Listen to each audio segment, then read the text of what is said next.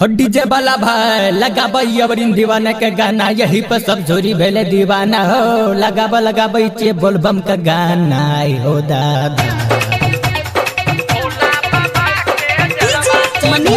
माँ वैष्णवी फिल्म्स की प्रस्तुति होते भोरहरिया तू काबर उठैला बोलबम जेबे सफारी से होते भोरहरिया तू काबर उठैला बोलबम जेबे सफारी से आ भोला बाबा के जलवा चढ़ैबे हेगे दर्शन जे तो या गाड़ी से हेगे भोला बाबा के जलवा चढ़ैबे हेगे दर्शन जे तो या गाड़ी से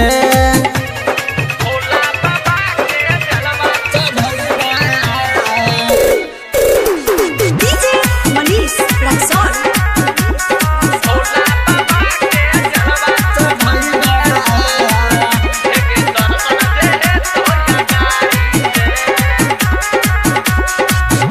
साथ में छेलो तोरा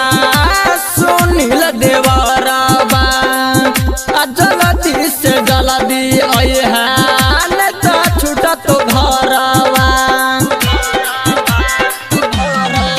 हे गे साथ में छेलो तोरा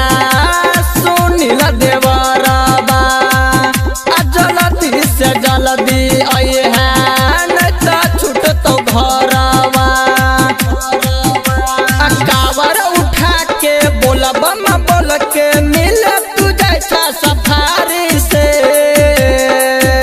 हे गो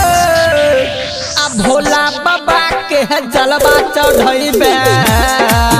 हे गे दर्शन जे तो या गाड़ी सा आ भोला बाबा के जलवा चढ़ैबे हे गे दर्शन जे तो या गाड़ी सा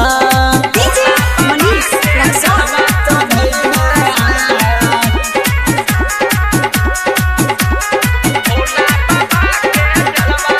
माँ वैष्णवी फिल्म्स की प्रस्तुति हेगे कावरा उठा के तू तारो होय छाबीजी आगाय तो यबरिन के तू बनौने छानी जी हेगे कावरा उठा के तू तारो होय छाबीजी आगाय तो यबरिन के तू बनौने छानी जी हेगे साचा कहे छो बरुना के तोरा या लोक माधव समिल छा हेगे भोला बाबा के जलवा चढ़ैबे